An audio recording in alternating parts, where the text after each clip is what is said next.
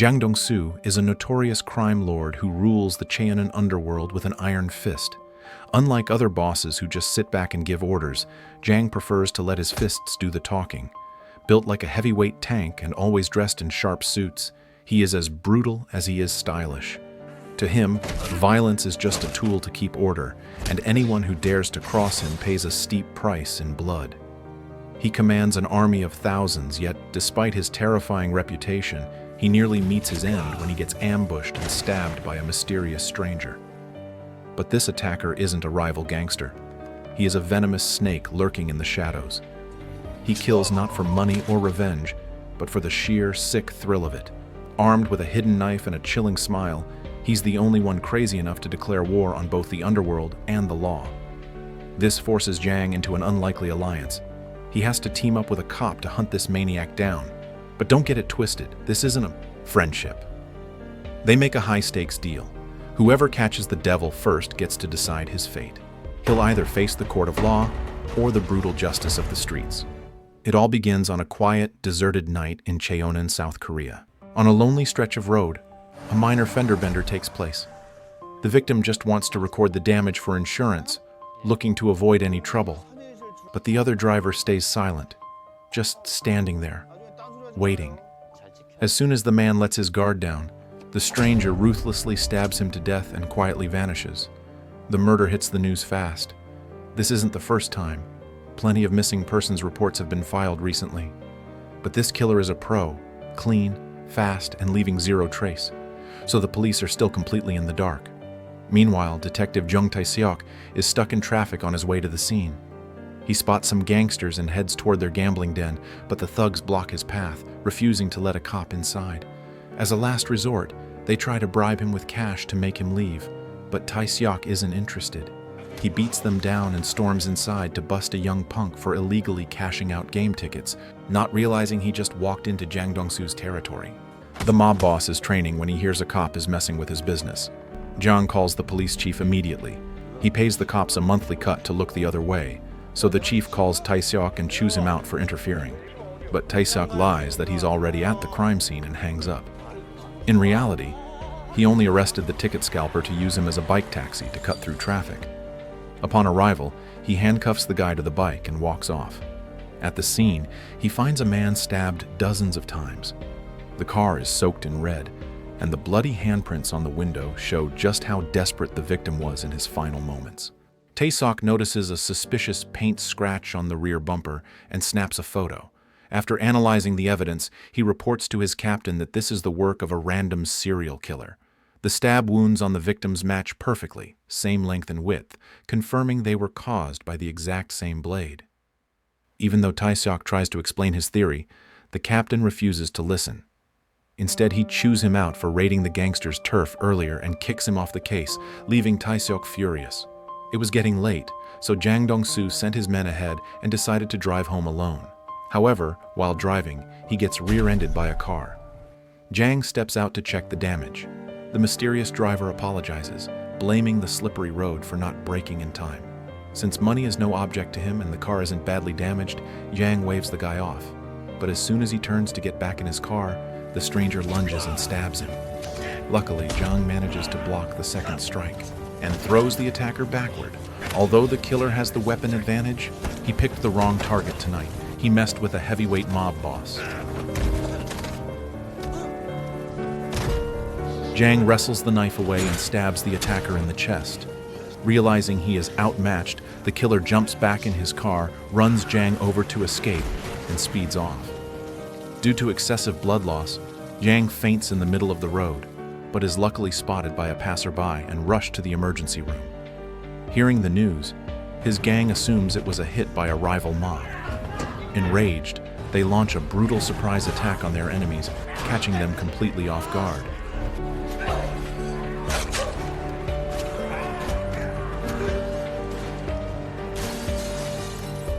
Meanwhile, the mysterious killer hides in the woods and staples his own chest wound shut. Since he failed to take Jiang's life, he hunts down another victim to continue his killing spree.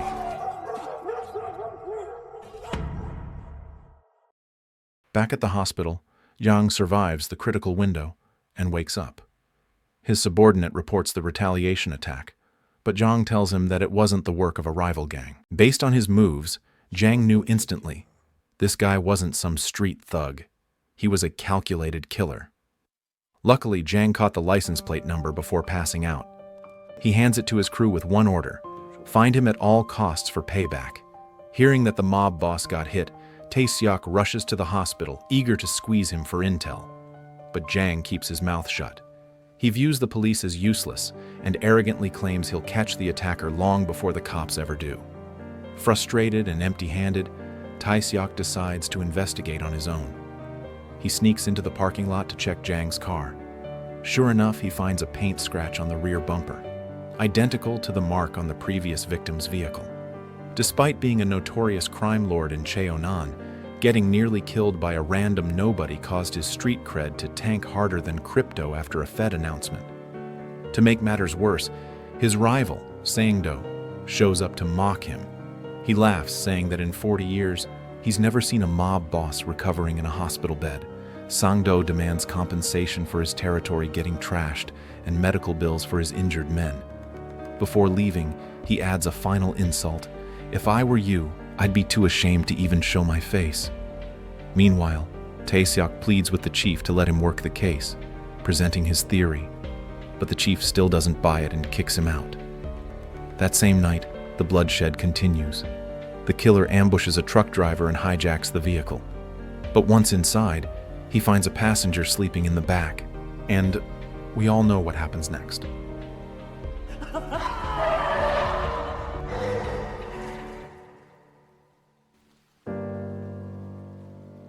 The next day, Jiang hires a sketch artist to draw the killer's face based on his memory, then hands the image to his crew to hunt him down.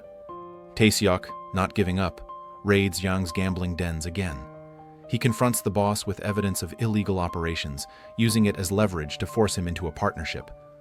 At first, Jiang refuses. But then, Tae-seok drops the truth. The man who stabbed you is a serial killer.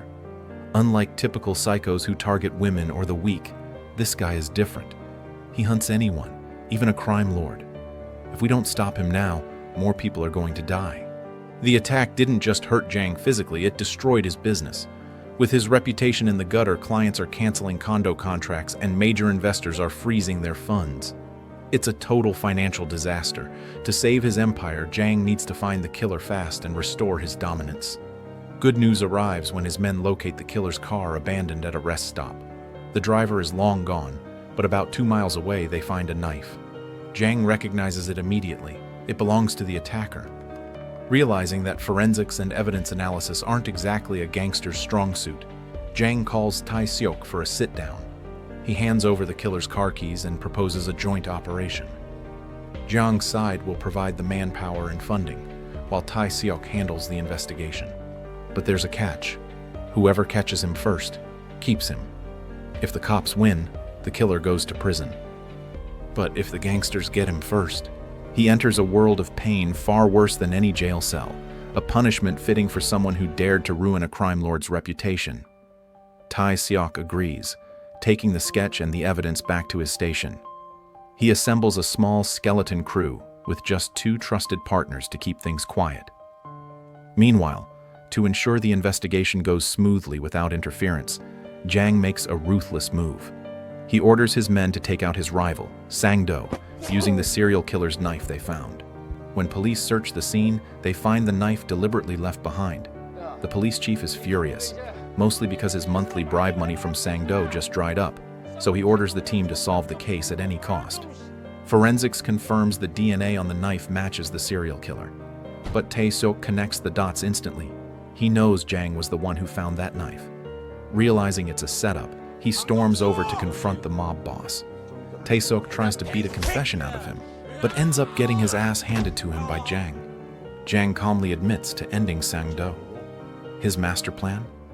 To turn the murder into a massive media sensation. He wants the police and the press to hunt the killer down, effectively flushing him out. Tae-seok hates the idea. He wanted a quiet investigation, knowing that once the media gets involved, major crimes will swoop in and steal all the credit. Sure enough, Sang-do's death becomes the #1 trending topic in the city. The news reaches the real killer, and he is livid. Since losing his knife at the rest stop, he hasn't been able to work, and now someone is copycatting his style. At Sang-do's funeral, the killer actually shows up. He knows Yang is pulling the strings, but he's not there to pay respects. He slips a note to Sang-do's right-hand man, clarifying that he didn't kill the boss, setting the record straight. Reading the note, Sang-do's right-hand man has a light bulb moment. He realizes the killer didn't take out his boss. It was Jang Dong-soo all along. Meanwhile, for the killer, it's business as usual. He picks up a brand new knife at a store, ready to resume his dark work. The next day, Jang and Tae-seok meet up to inspect the killer's car for clues. But suddenly, they are ambushed by Sang-do's crew, who surround them from all sides, out for blood and revenge. A brutal brawl breaks out.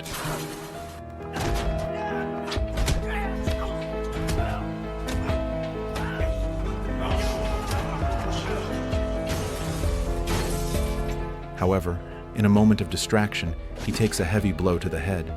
Though dazed, he remains alert enough to dodge the follow-up strikes. Tae-seok caught in the chaos. He gets pinned down and nearly stabbed, but in a desperate struggle, he pushes the attacker back, accidentally driving the man's own knife into his chest.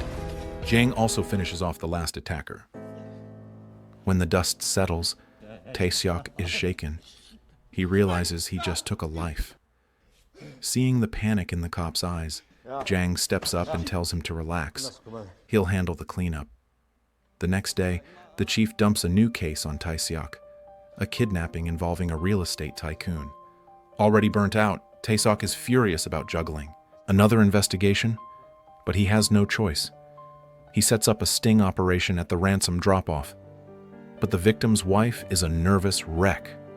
Terrified, she hands the money bag to a random restaurant owner instead of the target. To make matters worse, she keeps glancing over at Tae-seok's hiding spot, effectively blowing his cover to everyone in the vicinity. Tae-seok stands up and accidentally spots a man lurking nearby. Seeing that he's been exposed, the stranger immediately turns to flee. Identifying him as a highly suspicious target, Tae-seok screams for his team to give chase. But the man is fast. He uses the complex maze of alleyways to his advantage. Despite splitting up to cut him off, the team loses him in the chaos. Tae-seok interrogates the restaurant owner who took the bag. She admits a stranger paid her to accept it. The trail is cold, and the only lead is a liquor bottle the killer drank from while waiting. But there's a problem. The bottle is already buried in a local landfill. Finding it now would be like looking for a needle in a haystack. Back at the station, a breakthrough finally happens. A female colleague reports a match on a fingerprint found on the steering wheel. She identifies a suspect and gives Tae-seok an address. Tae-seok rushes to the location. The landlady reveals the tenant hasn't been back in 3 months, though he still pays rent on time. So she keeps the room for him. Tae-seok enters the apartment. It's a creepy sight. The room is flanked by fish tanks thick with green moss, and on the wall hangs a 19th century Western classical painting, giving the place a strange, eerie vibe. In the desk drawer, Tae-seok finds many bottles of sodium hydroxide. However, the most critical clue in this room is the landlord's family photo. When placed alongside the sketch Jang Dong-soo provided, it's a perfect match. This is undoubtedly the man both sides are hunting. Tae-seok immediately calls Jang Dong-soo to update him and plays the voice recording obtained from the kidnapping victim's house during the previous investigation. Hearing the voice, the boss instantly recognizes it as the man he has been searching for all this time. For the first time, the organization and the police sit in the same room to investigate together. However, tensions rise, leading to a physical altercation. But since they are in the same boat, they quickly settle down and mobilize. Their goal is to find the man in the photo at all costs. They split into teams of 5 to move covertly. If one team spots him, they are to signal everyone to converge and capture him. They scour every single person, housing unit, motel, market, and public space. Despite searching nearly the entire city for days, there is still no trace of him. One rainy day, while Jang Dong-soo is waiting for his men to pick him up, he sees a high school student also waiting for the bus nearby. Seeing her getting soaked, Jang kindly gives her his umbrella. However, the moment the student steps onto the bus, I am shocked to see the target sitting right inside. Inevitably, the tragedy happens. News reaches Jang Dong-soo that the student was attacked on her way home. Seeing the umbrella at the scene, the boss is devastated to realize it was the girl from the morning. Losing all appetite, Jang immediately orders his men to take action, searching everything near bus route 32. At this time, the boss, Tae-seok, and his men are staking out a deserted road. Suddenly, a white car drives in slowly. It's none other than the target looking for prey. Realizing he has been discovered, he slams on the gas to escape. The boss and Tae-seok immediately give chase. However, in this pursuit, they are no longer partners but wolves fighting over a single prize. As agreed, whoever catches the prey gets to keep it. But in his attempt to cut off the target without watching the road, Tae-seok crashes straight into a roadside food stall. Now, only Jang Dong-soo is left chasing, refusing to let the prey escape. Unexpectedly, at an intersection, all three cars crash into each other. However, when they rush to the car, the suspect has already fled. The three quickly pursue him, but it becomes difficult as he slips into the dark alleyways. Oh-sung is taken out by the target the moment he runs into a dark path. Following the trail, Jang Dong-soo runs into a karaoke bar. Although he searches the rooms, he can't find him. Suddenly, he notices two girls looking terrified. Knowing the target is in the restroom, Jang immediately kicks the door open and pins him down. He unleashes strikes so powerful they break the door. Taking too much damage, the suspect can no longer resist. The prize officially belongs to the boss. Jang Dong-soo doesn't forget to call Tae-seok to announce the news, which infuriates the cop. Tae-seok quickly calls his team to find Jang immediately. The suspect is truly unstable. Even now, he is still smiling brightly. Just as Jang Dong-soo prepares to deliver his own justice, Tae-seok speeds in and rams his car straight into Jang, knocking him unconscious on the spot. He then quickly takes the suspect to the police station. The next day, news breaks that the police have caught the serial criminal. The media and the victims' families gather in large numbers in front of the station. Inside, the suspect shows no fear, calmly eating breakfast and watching news about himself. However, the next news report is the real shocker. The boss's entire crew has been arrested by the police for operating illegal gambling machines, and Jang Dong-soo is now a wanted man. The trial finally takes place, but the prosecution struggles. With no direct evidence linking the suspect to the crimes, the victims' families are heartbroken, unable to see justice served. The defendant knows he has the upper hand and sits there with a smug look. Even the knife is useless without proof confirming ownership. The final resort to nail this criminal is the only victim who survived the attack to stand as a witness. And that witness is none other than Jang Dong-soo. Now, to understand why he is a wanted man yet still shows up at this trial, we need to go back to last night. Tae-seok tracks down Jang. Furious about having his operation ruined and his prize stolen, Jang strikes the detective repeatedly. But Tae-seok brings out the recording where Jang admits to eliminating Sang-do to threaten him. If this leaks, they both go down. Jang for the crime and Tae-seok for colluding with the Underworld. Desperate, the cop begs Jang to turn himself in and testify, or the target walks free. And that is why Jang Dong-soo stands in the courtroom today. To start proving his case, Jang Dong-soo removes his shirt, pointing to the scars while describing the moment of the attack. He then forces Kyung-ho to remove his shirt as well, revealing a scar on his left chest, where Jang had struck him. Then, Jang produces a piece of paper, the note the target had previously sent to Sang-do's henchman, attempting to prove that he was not the one who took out Sang-do. However, this ultimately leads to Jang receiving a life sentence, as he eventually confesses that he was the one who eliminated Sang-do to ensure the target's conviction. The gamble pays off. Kyung-ho is officially sentenced to death thanks to the success of the investigation. Tae-seok's team receives a major promotion. As for Jang Dong-soo, he has lost nearly everything. His crew has been arrested, and his loyal right-hand man was taken out by the target. So, getting locked up was his plan all along. He wants to punish Kyung-ho before the state executes him, but perhaps Jang won't wait for the law. He intends to be the executioner himself. Don't forget to like and subscribe to the channel. Thanks for watching.